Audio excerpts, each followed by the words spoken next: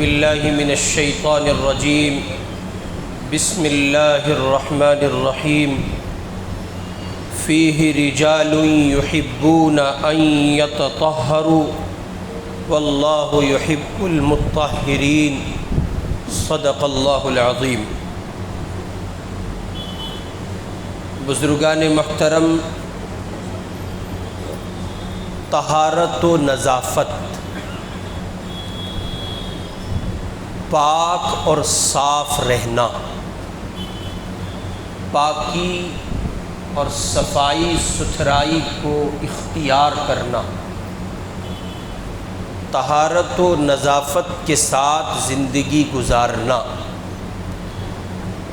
یہ مذہب اسلام کا طرۂ امتیاز ہے اور اہل اسلام کا بنیادی وصف ہے، گویا ان کی پہچان ہے۔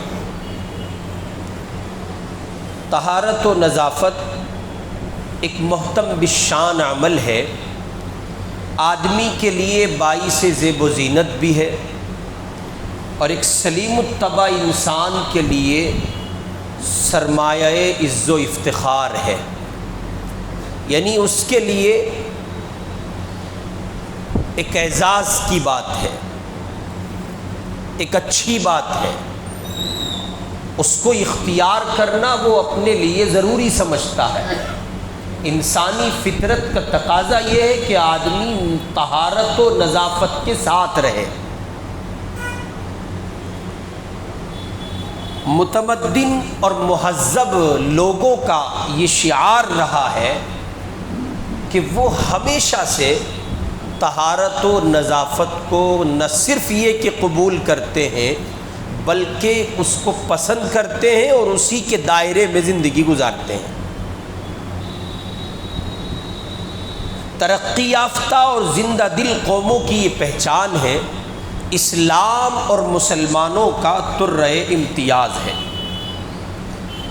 پھر طہارت و نظافت، نفاست و پاکیزگی، صاف ستھرا رہنا، اچھا رہنا، ضرورتاً زیبائش اختیار کرنا، ضرورتاً آدمی کا بننا اور سنورنا جو انسانی فطرت کے عین مطابق آ جائے، یہ انسان کو آسودگی اور فرحت عطا کرتا ہے۔ آپ جتنے زیادہ اچھے رہیں گے اتنے صحت مند رہیں گے، اور جتنا طہارت و نظافت سے آپ بھاگیں گے اور گندگی کا شکار ہوں گے، پاکیزگی سے دور ہوں گے۔ میڈیکل سائنس اگر آپ پڑھ سکتے ہو اور اس کی وادی میں کسی طرح چکر لگا کے آ سکتے ہوں تو دیکھیے یا پوچھیے ان لوگوں سے جو میڈیکل سائنس کے طالب علم ہیں، وہ آپ کو بتائیں گے کہ جتنا آپ گندے ہیں یا نفاست سے، نظافت سے، طہارت سے، پاکیزگی سے دور ہیں، اتنا آپ بیمار ہیں۔ ابھی گزشتہ دنوں میں انسانی دنیا پر ایک بیماری نے تسلط جمایا اور ایک نادیدہ وائرس نے پوری دنیا کو اپنی لپیٹ میں لیا، کرونا وائرس۔ آپ نے اس زمانے میں بہت سی چیزوں کو اپنی زندگی میں بالکل نئے پن کے ساتھ اختیار کیا ہوگا، اور ماسک کی پابندی، طہارت و نظافت، نفاست و پاکیزگی کا خیال، ڈاکٹرز کا شدت کے ساتھ اس بات پر زور دینا کہ صفائی کو لازم پکڑیے۔ کورونا کے زمانے میں بہت سی ایسی چیزیں گراؤنڈ پر دیکھنے کا اتفاق ہوا ہے انسانوں کو کہ جو چیزیں آج میڈیکل سائنس حفظان صحت کے بارے میں ان کو بتا رہا ہے، 14 صدی پہلے مذہب اسلام عام معاشرے کی پاکیزگی کے لیے وہ چیزیں بتا چکا ہے۔ چنانچہ دل و دماغ کو معطر کیا جاتا ہے، معطر ہوتا ہے دل و دماغ طہارت و نظافت، نفاست و پاکیزگی کی وجہ سے۔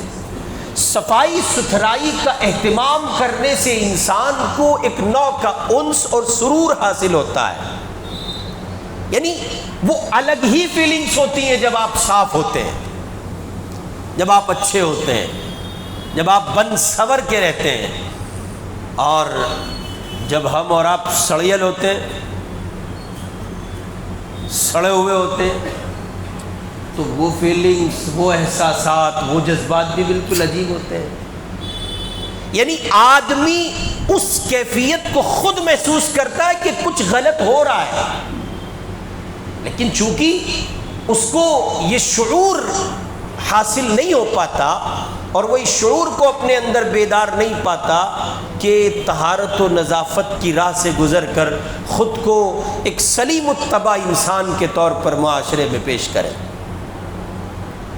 جبکہ یہ ایک ایسا بنیادی وصف ہے کہ اس ایک وصف کی بنیاد پر یوں تو ہزاروں اوصاف صحابہ کرام رضوان اللہ علیہم اجمعین کی جماعت میں تھے، لیکن یہ ایک ایسا وصف ہے کہ جہاں اللہ تعالیٰ نے دیگر اوصاف حمیدہ کی بنیاد پر صحابہ کی تعریف فرمائی ہے، اس ایک طہارت و نظافت والے وصف کی بنیاد پر بھی اللہ نے ان کی تعریف کو قرآن کا حصہ بنایا ہے۔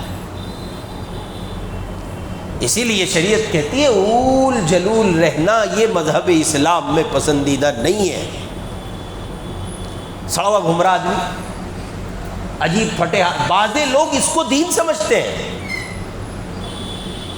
کہ وہ ایک پائچہ پاجامے کا نیچے ہے، ایک اوپر ہے، حضرت ملنگ بنے گھوم رہے ہیں۔ ہمارے یہاں ایک امام تھے، بعد میں انہوں نے حضور پاک علیہ الصلاۃ والسلام کی شان میں گستاخی کی اور عقیدہ حیات النبی کے منکر ہو گئے تھے۔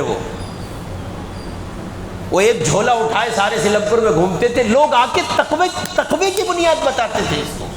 میں اس زمانے میں یہاں نیا نیا آیا تھا، وہ آ کے حضرت بڑے متقی امام ہیں، بس ایک جھولا رہ گئے۔ میں نے کہا ہم بھی دیکھیں گے یار تقوی کا معیار کیا ہے۔ اب اگر یہی تقوی ہے، ایک جھولا اٹھائے پھرو اور ایک ہفتے کے کپڑے سڑ رہے ہو، عجیب بات ہے، یہ تقوی ہے؟ بزرگی کا معیار لوگوں نے یہی بنا لیا، پھٹے پرانے کپڑے ہو، حضرت کا ایک بٹن یہاں والا یہاں لگا ہو اور اوپر کے خالی ہو۔ یہ تقوی کا معیار نہیں ہے، یہ بزرگی نہیں ہے۔ یہ تو آپ یہ چاہتے ہیں وہ مفلوج الحال رہ کر آپ کے سامنے ہاتھ پھیلائے رکھیں۔ میاں جو مصلی پہ کھڑا ہو رہا ہے، جس کو آپ مصلی کی باگڈور دے رہے ہیں، جو آپ کا امام بن رہا ہے، اس امام پر بحیثیت امام ذمہ داری ہے کہ وہ طہارت و نظافت کے اعلیٰ معیار پر ہو۔ اب اگر امام صاحب ہی سڑے ہوئے ہوں گے تو پھر مقتدی تو بدرجہ ہوتا، سڑے ہوئے ہوں بیچارے، پھر کیا فرق پڑ لیا؟ اس لیے یہ پسند نہیں ہے، شریعت اسلامی قطعاً اس کو روا نہیں سمجھتی ہے۔ مذہب اسلام کہتا ہے صاف ستھرے رہو۔ چنانچہ آپ دیکھیں اسلام کا آفتاب طلوع ہونے سے پہلے پوری دنیا تاریکی میں ڈوبی ہوئی تھی، ہر سو اندھیرے کی حکمرانی تھی، اور طہارت و نظافت سے بے اعتنائی اور لاپرواہی تھی، اور اس درجے تھی کہ ناقابل بیان ہے۔ بدن اور کپڑے کی صفائی کو معیوب خیال کیا جاتا تھا، غسل کرنے کو جرم سمجھا جاتا تھا۔ یہی وجہ تھی کہ حرم مکی میں، صحن کعبہ میں کعبۃ اللہ کا طواف اہل مکہ برہنہ ہو کر ننگے پن کی حالت میں کیا کرتے تھے۔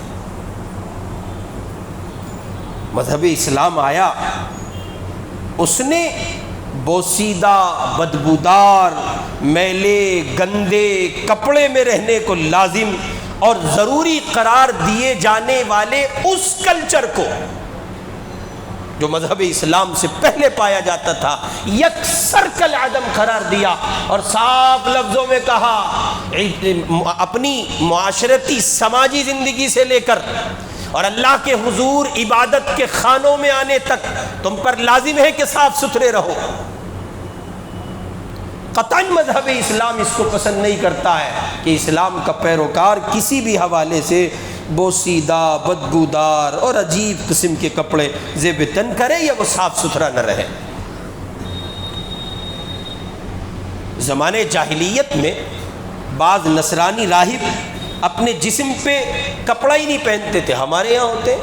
آپ جینیوں کو دیکھیے، جینی سماج کے، میں بحیثیت نقد اور ٹپڑی کے نہیں کہہ رہا ہوں، یہ یعنی ان کی تہذیب دیکھیں آپ، ان کی تہذیب ہے جو ان کے مذہبی پیشوائیں کپڑے نہیں پہنیں گے۔ اور اسی کے ساتھ ساتھ یہ کہ قابل ستر جو اعضاء ہیں، جس کو مذہب اسلام غیر معمولی طور پر ہدایت کر کے کہتا ہے خبردار، اپنے جسم کا جو ساتر حصہ ہے اس کو چھپاؤ۔ اسی لیے میں نے بہت پہلے کہا تھا، اس پہ لوگوں نے بہت شدت سے رد کیا تھا کہ دیکھو جی بڑے بوڑھوں کو کچھ بھی کہہ دیتے ہیں، تو کیا کہیں ایسے بڈھے کو جو ناف کھولے پھر رہا، اسے شرم نہیں ہے؟ 50 سال کا بوڑھا آدمی ہے، عقل مر گئی بھئی، کیا کہیں ایسے بوڑھے آدمی کو؟ وہ ناف کھولے پھرے گا، ہم پھر بھی اس کی تعظیم کریں۔ اب بانا آپ ڈھک لو، تجھے اتنی عقل نہیں ہے، زندگی کے 50 سال کاٹ دیے دنیا میں۔ ناف سے لے کر، ناف شامل ہے، ناف سے لے کے گھٹنے تک یہ پورا حصہ ساتر ہے، اس کا ڈھکنا واجب ہے، قطعاً اس کے کھولنے کی اجازت نہیں ہے۔ بیٹیاں بھی ہیں، پوتیاں بھی ہیں، بہنیں بھی ہیں، مائیں بھی ہیں، گھر کی باپردہ خواتین ہیں، بیٹھے ہیں، اور بعضے تو اتنے بڑے بڑبک ہوتے ہیں، بڑبک، بے وقوف، عقل کے اندھے، پورے طور پر عقل مر گئی۔ ناف کھولی، بنیان اوپر کو اٹھایا، لنگی نیچے کو کری، بیٹھ گئے اپنے مکان کے تھلے پہ۔ یہ ثابت کرتے ہیں کہ زمین کے وہ فرعون اس زمانے میں پائے جاتے تھے، آج کے فرعون یہ ہیں۔ ارے بھائی، حیا ہے، طہارت ہے، نفاست ہے، پاکیزگی ہے، اسلام کا مستقل ایک نظام ہے، آپ مسلمان کہلاتے ہیں، اس کی گنجائش نہیں ہے قطعاً۔ کیا کر رہے ہیں آپ؟ بعضے لوگوں کو یہ شعور نہیں ہوتا، بغل کے لمبے لمبے بال، اینک کھڑا صاحب، گنے کا کھیت کھڑا ہوتا ہے نا، اینک کھڑا ہے بغلوں میں، اور سینڈو بنیان پہنے گھوم رہے ہیں، جیسے ان کی بغل میں جو ہے اود کی باقاعدہ کھیتی ہوتی ہے، ساری دنیا کو خوشبو سنگھانے کا پریاس کر رہے ہیں۔ کس قدر بے غیرتی کی بات ہے۔ اور ان سے بڑے بے وقوف وہ ہیں جو نائی کی دکان پہ جا کے اے لو بھائی، تو لے بھائی بنا، لے بھائی بنا، بیڑا غرق ہو ان نائیوں کا بھی کم بخت بغلے بناتے ہیں۔ حیا نہیں، شرم نہیں، مر گئے ڈوب کے، پتہ نہیں کہاں عقل مر گئی۔ ارے بھائی، آپ اپنی بغل کے بال صاف نہیں کر سکتے، کیسے انسان ہو؟ یہ عقل قبول نہیں کرتی ہے، طہارت سے کوسوں دور ہے یہ عمل۔ ایک شریف انسان، سلیم الطبع انسان قیامت کی صبح تک اس کو کسی حال میں اپنے لیے گوارا نہ کرے۔ اور یہ ہمارے یہاں عام کلچر ہے۔ اور یہ اگر یہاں کوئی سیلون والا بیٹھا ہو تو اسے حرام سمجھو اپنے اوپر، بھگا دو ایسے لوگوں کو اپنی دکانوں سے جو یہ کہیں بغل میں دفع ہو یہاں سے، یہاں بال کٹتے ہیں، بغلیں نہیں بنتی، شرم نہیں آتی، بغل نہیں بنا سکتے تم؟ اور پھر وہ نتیجہ وہی نکلتا ہے نا۔ آپ دیکھیں، یہی لوگ مسلمان کہلاتے ہیں، انہی کا تعارف بحیثیت مسلمان ہوگا۔ اب ان کے عمل کو اور اسلام کی تعلیم کو جب میچ کیا جائے گا تو زمین آسمان کا بیر ہے، فرق ہے۔ اور بالکل ایک دم آپ یہ سمجھیے کہ جیسے ان کو قطعاً کسی صورت مذہب اسلام کی تعلیم کی ہوا نہیں لگی ہے۔ سپریم کورٹ کے ایک جج تھے، وکیل تھے، ریٹائر ہو گئے وہ، ایک موقع پر انہوں نے کہا تھا کہ میں نے اسلام کو بہت باریکی سے پڑھا ہے اور مسلمان کو بہت قریب سے دیکھا ہے، لیکن جب اسلام اور مسلمان کو دیکھتا ہوں تو دونوں میں زمین آسمان کا فرق نظر آتا ہے۔ اسلام کی تعلیم کچھ اور کہتی ہے، مسلمان کا عمل کچھ اور کہتا ہے۔ تو ہم اپنے ان رویوں، ان عملوں کی وجہ سے اللہ کے دیگر بندوں کے لیے مذہب اسلام کی دہلیز تک پہنچنے میں رکاوٹ ہے۔ اور یہ باتیں بہت بڑی نہیں ہیں، بہت چھوٹے سے اعمال ہیں، اگر ان کی درستگی کر لی جائے تو معاشرہ بڑی طہارت و نظافت کی ڈگر کا راہی ہو سکتا ہے۔ اس لیے یہ طے کریں کہ طہارت و نظافت کو لازم قرار دیں گے، اپنی زندگی میں صاف ستھرا رہنے کو پسند کریں گے انشاءاللہ۔ چنانچہ آپ دیکھیں مغرب کے لوگ یہ گورے گھومتے ہیں نا، جنہیں ہم اور آپ دیکھنے کو رہے، اتنے گندے ہوتے ہیں حضرت، اندر سے حال دیکھیں آپ، گورا مغرب بظاہر تہذیب و تمدن کے اعلیٰ معیار پر خود کو سمجھتا ہے، لیکن ہرگز نہیں۔ متانت و سنجیدگی، تہذیب و شائستگی کے بلند دعوے ان کے یہاں کیے جاتے ہیں، لیکن کھوکھلے ہیں۔ اور مزید آپ آگے بڑھیں، کچھ صدیوں پہلے اگر آپ ان کے حالات کو پڑھیں گے تو اور زیادہ مختلف ہوگا۔ ہمارے یہاں بہت سی قومیں بستی ہیں، چنانچہ ہندوازم کو اٹھا لیجیے آپ۔ ارے بابا، ہندوستان کا تو سوبھاگیہ رہا ہے، ہندوستان کا ایک ایسا پرائم منسٹر بھی گزرا ہے جو صبح اٹھ کر اس کا اعلان کرتا تھا۔ مرارجی دیسائی کا نام تو سنا ہی ہوگا آپ نے، کرتوت سے بھی واقف ہو، ضرورت ہی نہیں ہے بیان کرنے کی۔ آپ دیکھیں کسی ملک کا پرائم منسٹر اور علانیہ بطور فخر یہ بات کہے۔ اب آپ ذرا ہندوازم اور مذہب اسلام کی تعلیمات کا تقابل کریں اور پھر اللہ کا شکر ادا کریں، سجدہ ریز ہو جائیں اور کہیں رب اکبر کے حضور، مولا تیرا احسان ہے جو اسلام دے دیا، ایسی طہارت و نظافت زمین پہ کہیں نہیں ملتی ہے۔ چنانچہ آپ دیکھیں کہ حضرات صحابہ کرام رضوان اللہ علیہم اجمعین کہ وہ اوصاف، جن اوصاف کی بنیاد پر اللہ تعالیٰ نے ان کو واضح کرتے ہوئے، ان کا ذکر کرتے ہوئے ان کی تعریف فرمائی ہے، یہ بھی ایک وصف ہے۔ اللہ تعالیٰ قرآن میں کہتے ہیں فِيهِ رِجَالٌ يُحِبُّونَ أَن يَتَطَهَّرُوا وَاللَّهُ يُحِبُّ الْمُطَّهِّرِينَ، اس میں ایسے لوگ ہیں صحابہ کے گروہ میں جو پاک رہنے کو دوست رکھتے ہیں، واللہ یحب المطہرین، اور اللہ تعالیٰ پاک رہنے والوں کو دوست رکھتا ہے۔ وہ جو ہمارے یہاں دیکھنے کو ملتا ہے نا پریکٹیکل، کچھ سر پھرے بے وقوف قسم کے نوجوان کہیں کسی دیوار کی آڑ میں کھڑے ہوئے اور پینٹ کی چین کھولی اور کھڑے ہو کر کے استنجا کیا، یہ وہ جو عمل مذہب اسلام کے پیروکار افراد کی جانب سے، کچھ افراد کی جانب سے دیکھنے کو ملتا ہے، آپ تصور کریں کیا اس کی گنجائش، اس کی اجازت کسی صورت دی جا سکتی ہے؟ نہیں دی جا سکتی۔ اور پھر اس سلسلے میں جو ہدایات رسول پاک علیہ الصلاۃ والسلام کی ہیں وہ بہت سخت ہیں، بڑی سخت وعیدیں ارشاد فرمائی ہیں۔ قبر میں عذاب ہونے والے، جو قبر میں عذاب ہونے کا جو اسباب ہیں، جو سبب ہیں، جو جرائم، ان میں سے ایک ہے پیشاب کی چھینٹوں سے احتیاط نہ کرنا۔ اس لیے مسلمان سے تو کسی صورت یہ توقع نہیں کی جا سکتی کہ صاحب وہ طہارت سے بھاگے گا، نظافت سے بھاگے گا۔ اسی کو ایک حدیث پاک میں ذکر کیا گیا اور کہا گیا اللہ تعالی صاف ستھرے ہیں اور صفائی ستھرائی کو پسند فرماتے ہیں۔ ان اللہ نظیف یحب النظافہ، اللہ تعالیٰ صاف ستھرے ہیں اور صاف ستھرائی کو پسند کرتے ہیں۔ مزید آگے بڑھیں، شریعت اسلامی کہتی ہے اپنی وسعت و حیثیت کے بقدر پاک و صاف رہنے کا اہتمام کرو۔ اس میں وسعت کے مطابق سنورنا شامل ہے، بننا شامل ہے۔ آپ زیبائش اختیار کریں اپنی گنجائش کے مطابق۔ اللہ تبارک و تعالی نے اسلام کی بنیاد ہی نظافت پر رکھی ہے، اور جنت میں وہی شخص داخل ہوگا جو پاک و صاف رہنے کا اہتمام کرتا ہوگا۔ اب ذرا اسلامی تعلیمات کا جو ایک سلسلہ ہے اس پر ایک سرسری نظر آپ ڈال لیں۔ مذہب اسلام کا بنیادی رکن ہے نماز۔ ادھر آپ نے ایمان قبول کیا، ایمان کے قبول کرنے کے بعد اسلام کا سب سے بنیادی اور دوسرا اہم ترین رکن کیا ہے؟ نماز ہے۔ نماز کے لیے آپ آئے ہیں تو اب آپ پر پابندیاں لگائی جا رہی ہیں۔ پہلے کہا گیا یا بنی آدم، اے اولاد آدم، خذوا زینتکم عند کل مسجد، جب اللہ کے گھر مسجد آؤ تو زینت اختیار کرو، یہاں سے دکان کے سڑے ہوئے کپڑے ختم، اپنی دکان پہ بیٹھے ہو، پسینے میں شرابور ہو، کپڑے سڑ رہے ہیں، اور انہی سڑے ہوئے کپڑوں میں پسینے کی حالت میں آ بیٹھے، اور آ بیٹھ کر کے اللہ اکبر اور پھر لمبی لمبی رکعتیں پڑھ رہے ہو.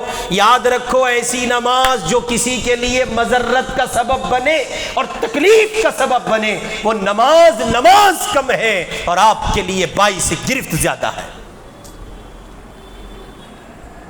50,000 کا فون رکھتے ہیں، 500 کا عطر نہیں رکھا جاتا.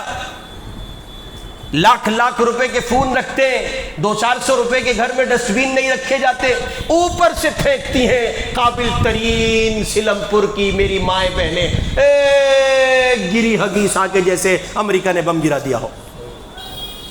تو پرواہ ہی نہیں. کیا گھر کے مردوں کو معلوم نہیں ہے اس کا؟ تنگ گلیوں میں بارش کے زمانے میں گزرنا جرم سمجھے آپ اپنے کپڑوں کی ضمانت نہیں دے سکتے. اوپر سے گرنے والا پانی کیسا تھا کیسا نہیں تھا. اپنی کیا پوچھو، امام کی کوئی رعایت نہیں ہے. آپ تو آؤ گے کس خانے میں؟ مولوی صاحب جا رہا مسجد کا امام ہے، امام کا پھر بھی کچھ دھرم دھکا ہوئے تھوڑا بہت، وہ بھی نہیں رہا. اوپر سے پانی ڈباب دیکھ رہے ہیں پاگلوں کی طرح. پانی کیسا تھا؟ اے سی لگوایا صاحب نے، فرعون کے دادا ہیں، اے سی لگوایا گھر میں اپنی مالداری کا. اے سی کا پائپ کون لگائے گا؟ تمہارا باپ لگائے گا؟ اے سی لگانے چلے ہو؟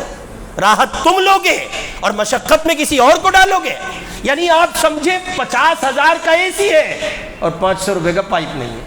اور شان و شوکت یہ آپ کے لیے صرف نہیں کہہ رہا ہوں، اس میں بشمول اپنی ذات کے عرض کر رہا ہوں، ٹوٹل مسلم پاپولیشن کا حال یہی ہے.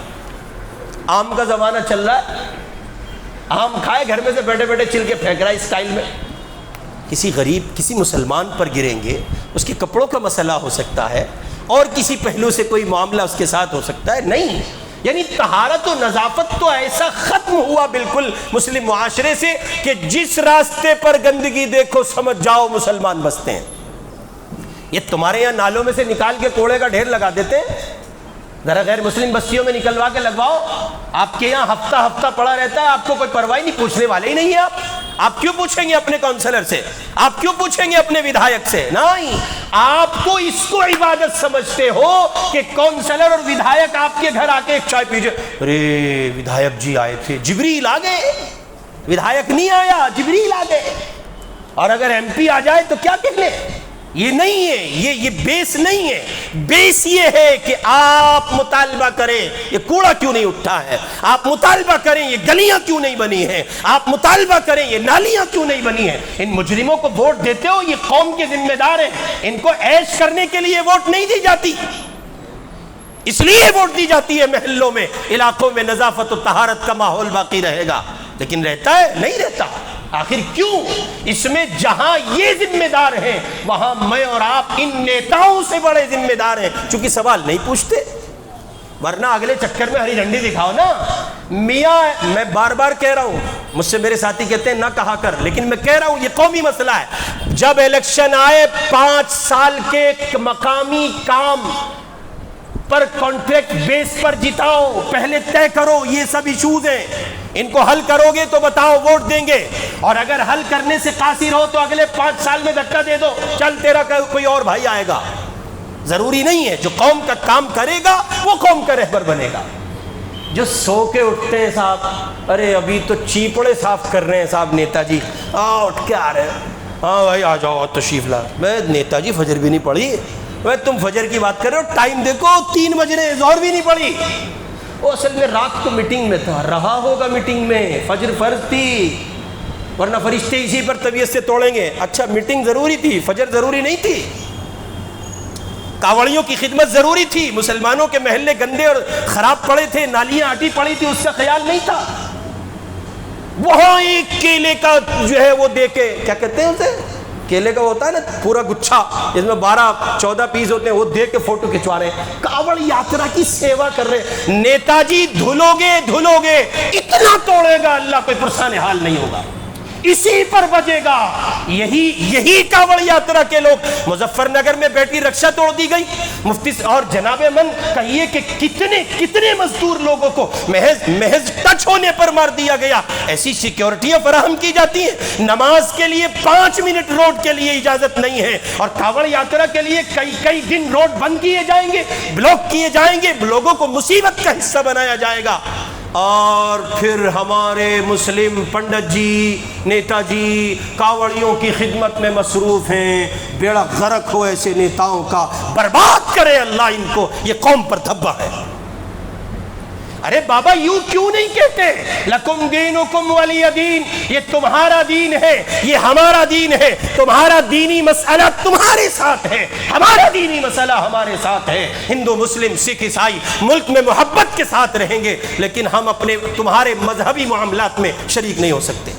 موت آتی ہے کہتے ہوئے, لیکن نہیں, اس لیے کہ کفر کا خمار, کفر کا رعب, کفر کا دبدبا.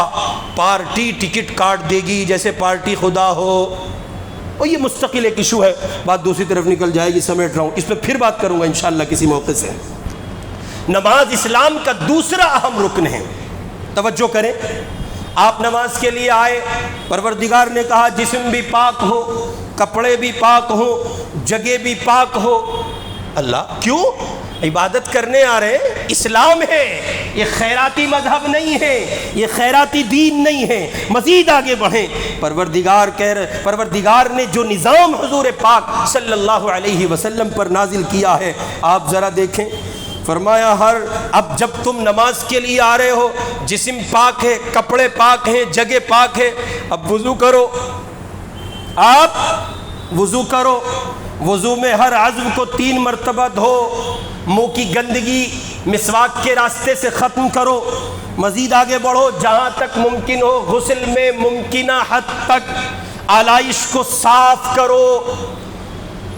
جنابت لاحق ہونے کے بعد آپ غسل کر رہے ہیں, ناپاک ہو گئے تھے, پاک ہو رہے, جہاں تک ممکن ہو آلائش کو صاف کیجئے.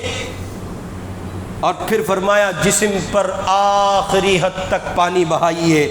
زائد مونچھوں کو تراشیے حضرت, لمبی لمبی مونچھیں یہاں تک آ رہی ہیں, اور اسی حال میں گلاس میں پانی پیا جا رہا ہے, مونچھوں کے بال گلاس میں آ رہے ہیں پانی میں, اور صاحب اکڑے پھر رہے ہیں, پتہ نہیں کیا ثابت کرنا چاہتے ہیں, پوزیشن بنا رہے. ارے بھائی یہ نہیں ہے مذہب اسلام, اس سے کوسوں دور ہے. وہ صاف کہتا ہے اس طرح کا کلچر رکھنے والوں کا اسلام سے کوئی تعلق نہیں ہے.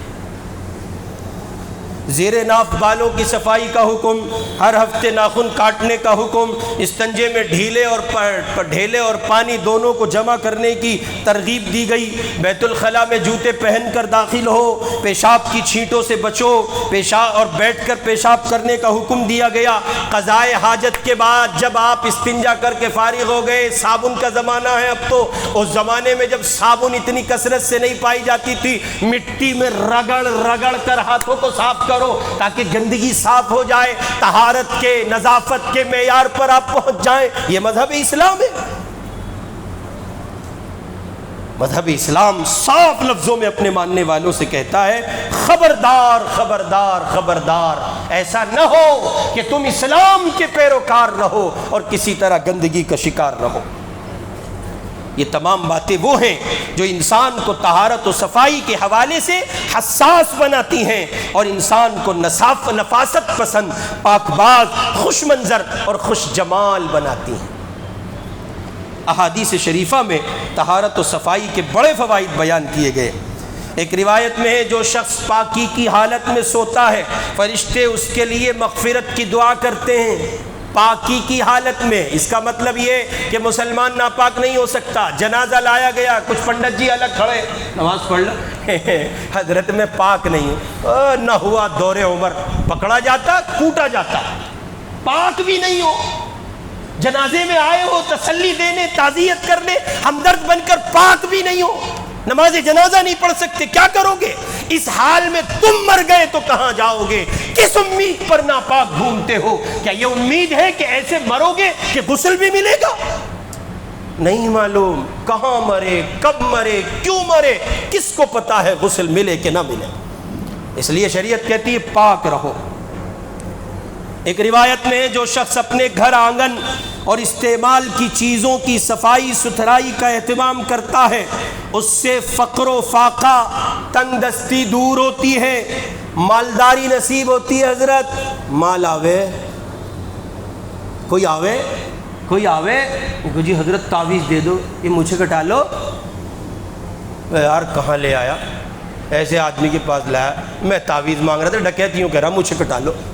ہاں میں نہیں کہہ رہا ہوں، حضور کی حدیث کہہ رہی ہے یہ مونچھوں کے بڑھنے سے گندگی ہے، نظافت نہیں ہے، طہارت نہیں ہے۔ اور جب طہارت و نظافت نہ ہو تو فقر آتا ہے، تنگی آتی ہے، پاکیزگی سے مال آتا ہے۔ اب مال چاہیے نا بھائی، ارے بابا مال چاہیے نا، تو مال چاہیے تو صاف رہو، ہینڈسم رہو۔ اول جلول مسلمان آج عجیب سی حالت ہے، اسی حال میں بینک میں جا رہا ہے، اسی حال میں کمپنی میں جا رہا ہے، اسی حال میں شو روم میں جا رہا ہے۔ وہ شو روم میں انٹری کر رہا تھا اور اس نے جو ہے باہر سے، بھائی سائڈ ہٹو، وہ دیکھو مسلمانوں سے بیر رہے، مسلمان سے بیر نہیں ہے، ایک سڑے ہوئے مسلمان سے بیر ہے۔ مسلمان سڑا ہوا ہوتا ہے، اچھے رہو پھر دیکھو کون بیر کرتا ہے۔